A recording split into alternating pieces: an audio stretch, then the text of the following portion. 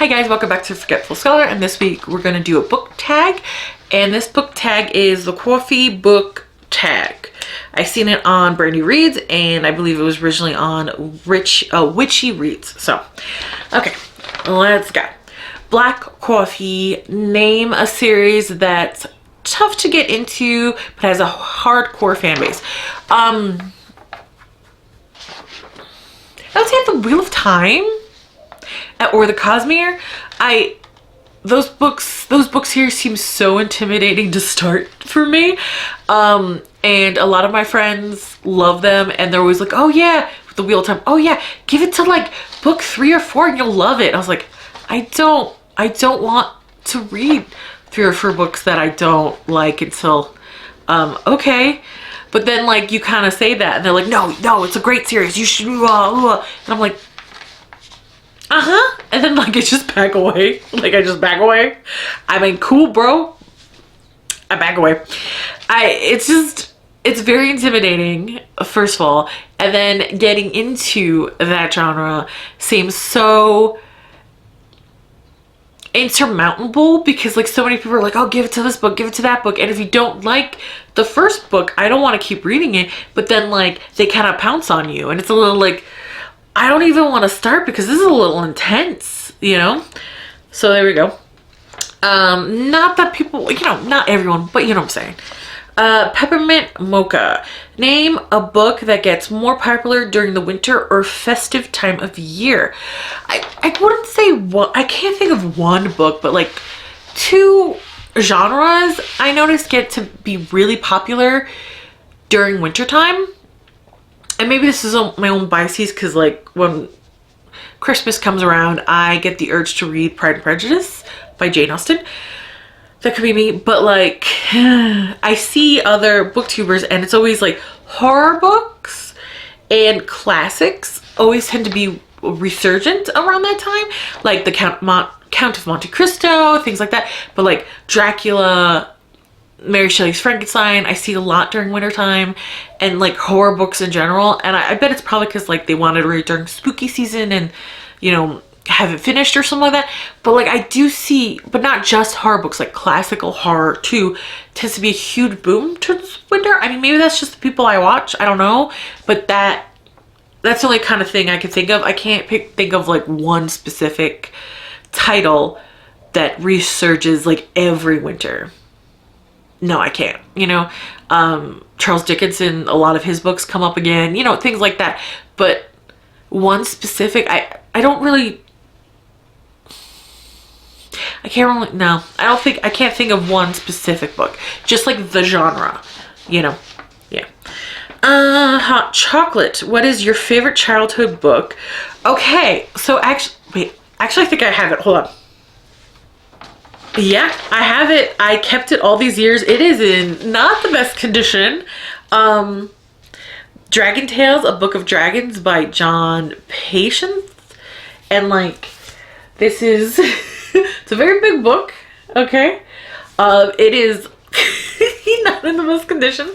And if you look closely, there's some puppy bite marks from our dog I grew up with, a beagle named Rainbow.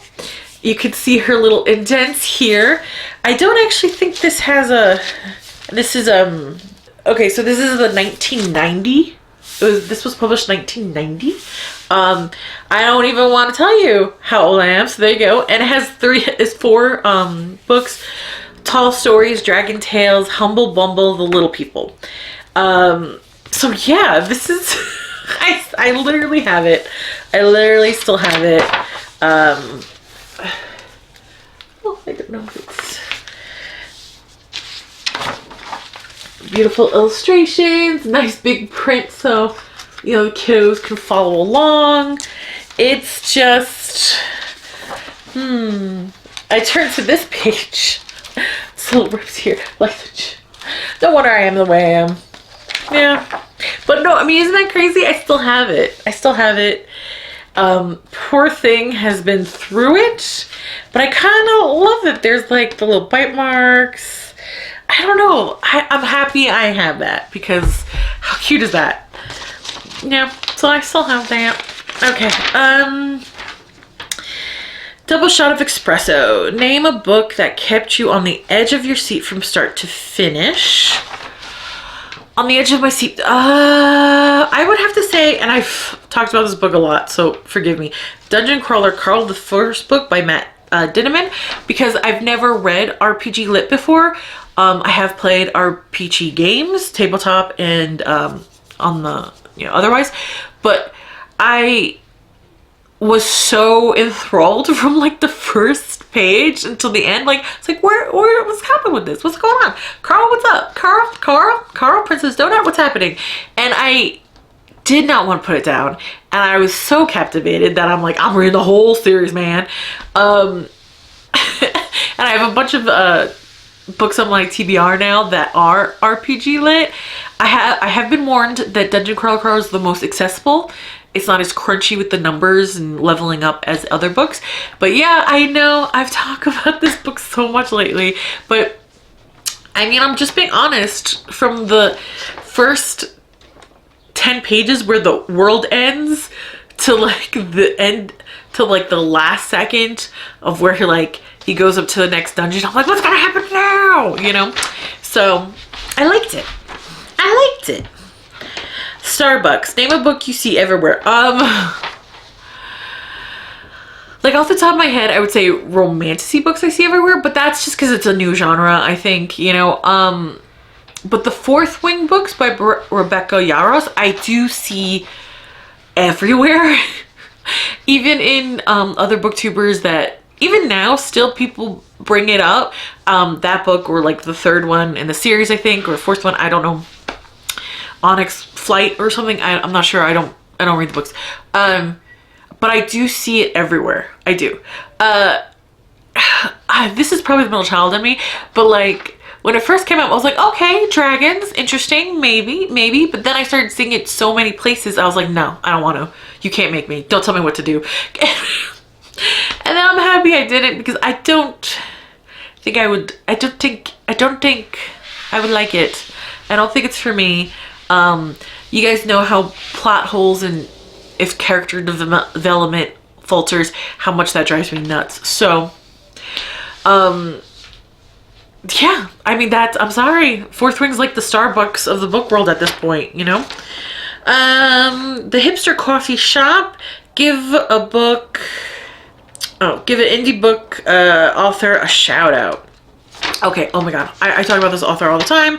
Wyborn and Griffin series by Jordan L. Hawk is like my favorite. Jordan L. Hawk is an independent author. I love their shit so much. I even read a horror book that they wrote, and I don't read horror books. I hate it. I don't like it. No thank you. I still don't know why. I can watch a horror movie and like generally be bored. But put in front of me a book that has just a tiny bit of creepiness and I'm like crawling under the covers going, no, can't see me. So I don't know what that is.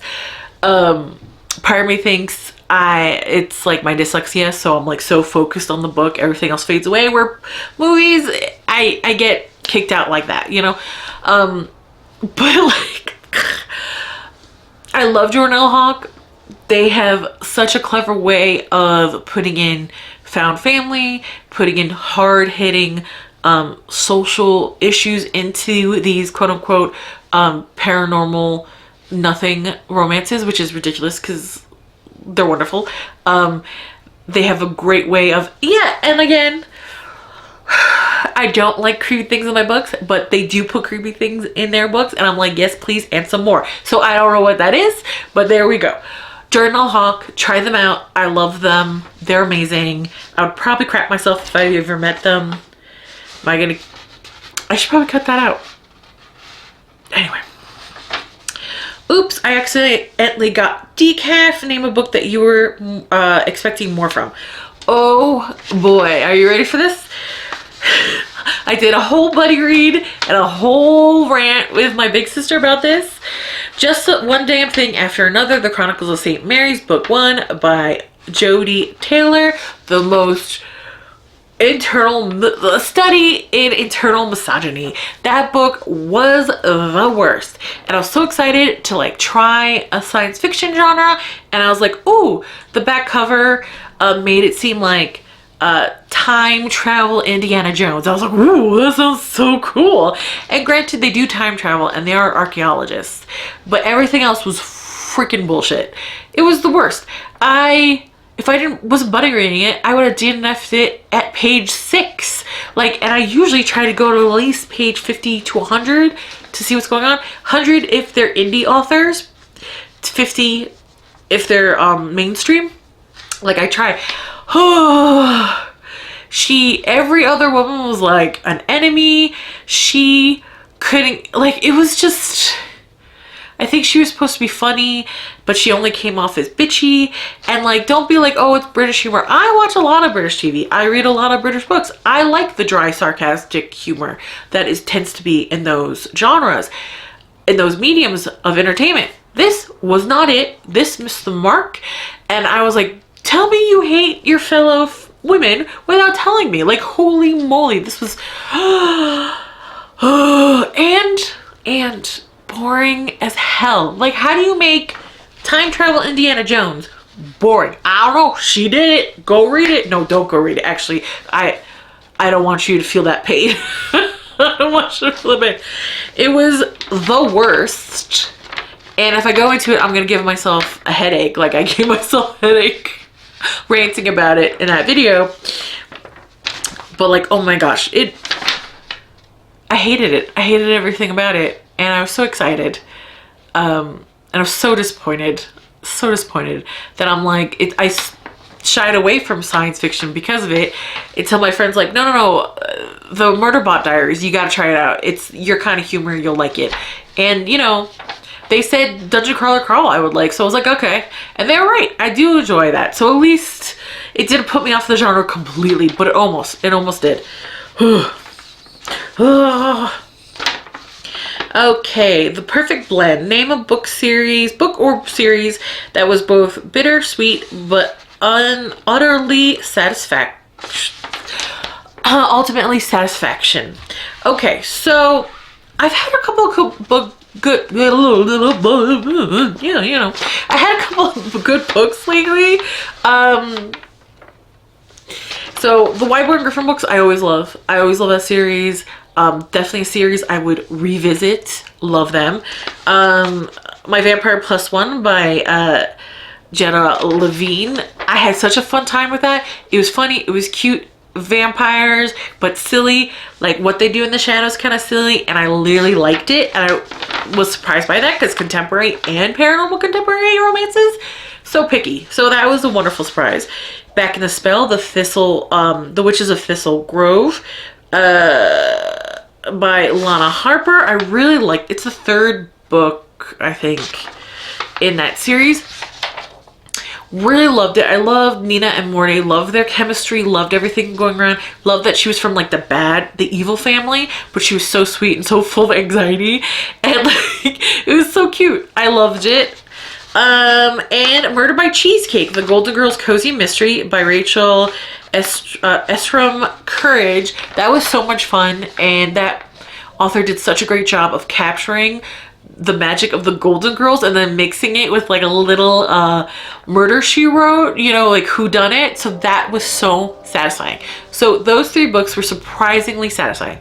The Golden Girls one, I was hopeful, but you know, hope springs eternal, but usually is worth nothing. So I was hopeful, but you know, I was prepared to get disappointed, and I was not. And the other two books, both contemporary, both paranormal, and I usually don't like contemporary romances. I'm usually a historical romance girly, and paranormal, I love paranormal romances, but I'm super picky about them, and usually it turns out I hate like 90% of them that are out there. So those were such a fun,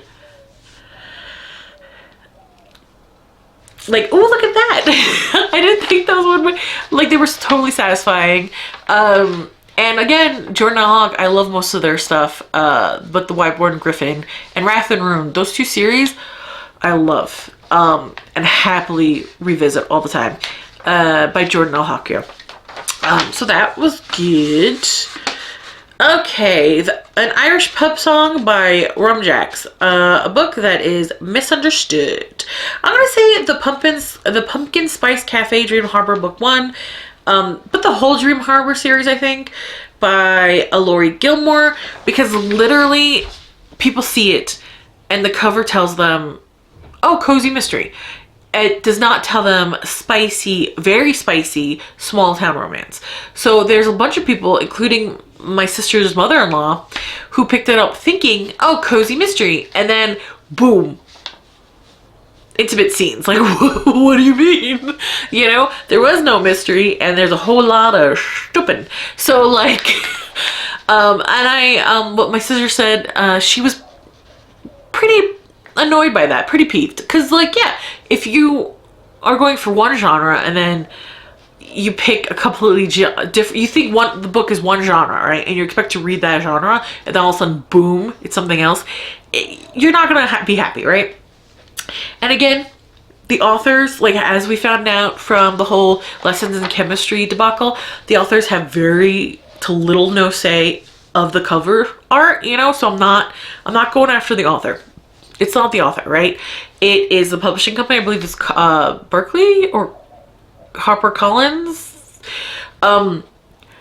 They're the ones that are mismarketing this book. And they're the ones that are going to get this book not as much love as it should. And yeah, fine, you don't have to do a clutch cover, even though those are great. There are other covers, even illustrated ones, where it's obvious it's a romance, right? So that, I think, is just hurting the book itself.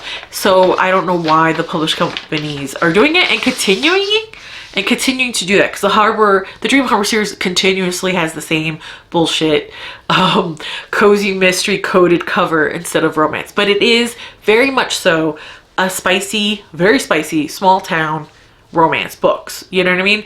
So there's not going to be mysteries, but there will be stupid on the page. So that's why I think that one is probably the biggest misunderstood one, because literally it's cosplaying as something else. So all right, that's it for me. I don't want to, but it's time for me to get back to the real world. Like, comment, and subscribe, and I'll see you later. Bye.